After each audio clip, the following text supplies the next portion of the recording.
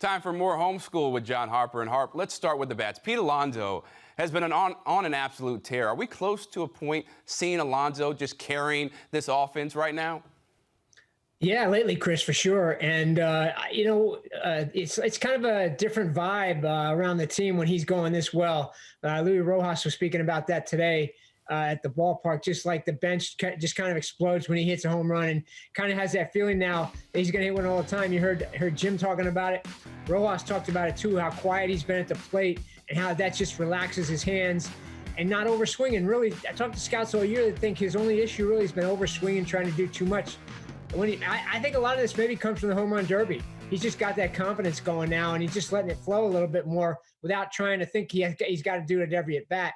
But yeah, when he's hot, it's a different team, and this is what this offense has really been waiting for all year. Harp, you wrote a column for SNY.TV about Rich Hill's debut for SNY.TV. So what did you make of his Mets performance, and what should Mets fans expect out of the lefty?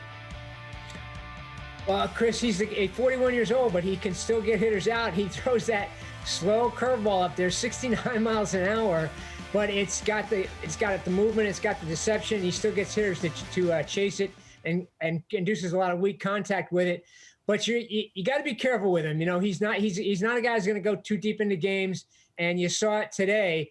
He probably, we talk a lot about this, or their teams do now, facing the lineup the third time around. They don't like pitchers to do it. He's a classic case of that because guys who have seen him a couple times start to, settle in and look for that curveball a little bit more and adjust to it. And he kind of runs out of gas. He did it. Rojas said he was thinking about taking him out, but because he'd only thrown 49 pitches at that point, and because they're so short on pitching, they have another doubleheader on Monday, he wanted to push him, see if he could get him through the sixth. Couldn't do it. Got in a base load situation. Ended up with 3 runs in. Could have cost the Mets. The offense came back and won it for him. But that's something to watch for. But listen, getting him was a nice move by the front office. Didn't cost him much. He's helping them out right now in the back end of that rotation.